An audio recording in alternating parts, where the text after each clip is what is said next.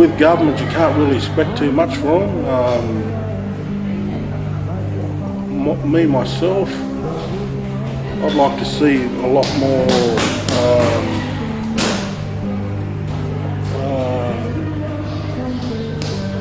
opportunities created for Aboriginal people, I suppose, in one way.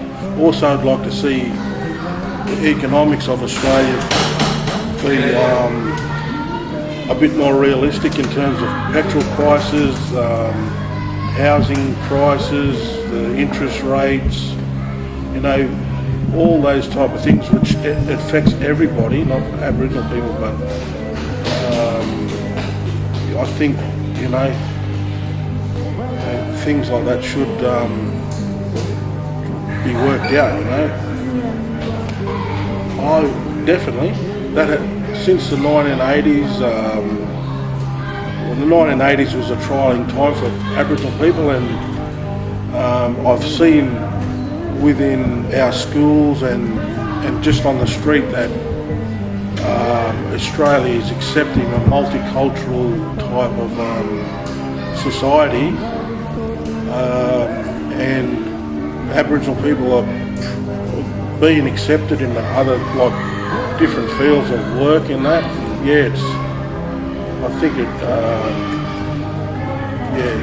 everyone's living together better and mixing together. Since the 1980s, the 1980s was a trying time for Aboriginal people, and I've seen within our schools and just on the street that Australia is accepting a multicultural type of society, and Aboriginal people are being accepted in the other, different fields of work and that. I think everyone's living together better and mixing together. How do you feel that the government and the Australian community see the Aboriginal people in general?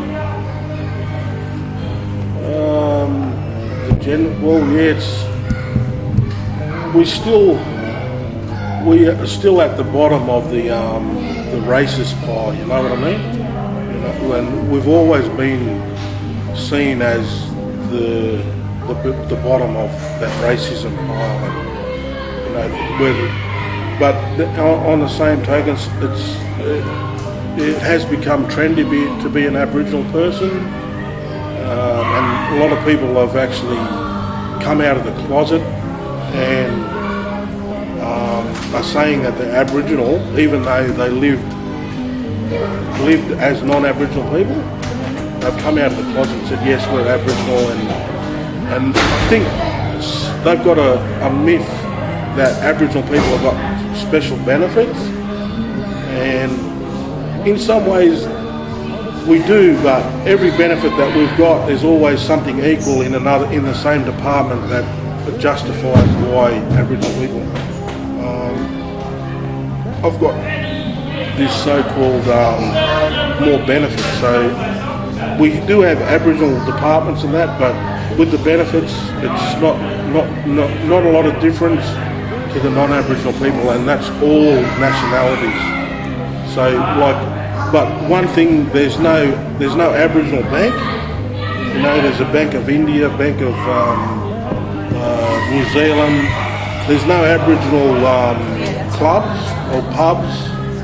You know what I mean? That you got the Serbian club and they've got a whole lot of different types of clubs and venues, but there's no Aboriginal clubs or venues and we tried to do that in the early 90s, and I think it kind of scares people that Aboriginal people are congregating together, and if there's alcohol involved, the scare rate goes up through the roof. We are not scary people. We're very realistic and friendly people most of the time. And Redfern, people get scared of Redfern, but you're here and you haven't seen anything really bad. If you speak out about things in a passionate way, you're called an activist or an activist. And like a lot of people do speak their mind about things, but I don't know. We do have a democracy; it exists, and I think in John Howard's term as Prime Minister, he wasn't listening to what our people were saying. He just ignored us, and then that's where the turning of their backs. You know, that's what our people did, turn out their backs on him, and treated him with the same type of respect. So, well, kind of. I think the Union Jack should be taken off the flag because you know we are heading towards a republic, isn't it? Yeah, republic country. So yeah, I think maybe in the future that may happen. August 2004. The United Nations Educational, Scientific and Cultural Organization formally recognized the collection of 461 storybooks, recording the thoughts of thousands of Australians as part of the 9 significant document heritage items on the Australian Memory of the World Register. May 2005. Australian Day of Conciliation made its debut in London, England, organised by the European Network for Indigenous Australian Rights. December 11, 2007. The new federal government of Prime Minister Kevin Rudd announced that an official apology will be made to Indigenous Australians by the federal government. February 13, 2008. The federal government, led by Prime Minister Kevin Rudd, issued an apology to the stolen generations in the House of Representatives.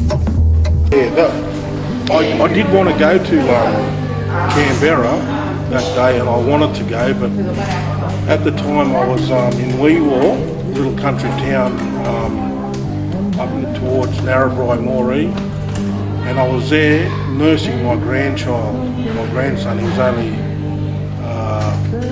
wasn't even a month old, and my granddaughter was 3 years old, and I thought to myself, there was no other place in the world that I would rather be than nursing my grandson and my granddaughter in front of me, watching that. It was one of the most positive historic moments in our country, and I thought to myself, my gosh, this is the place I want to be. Share it with your grandchildren. Yeah.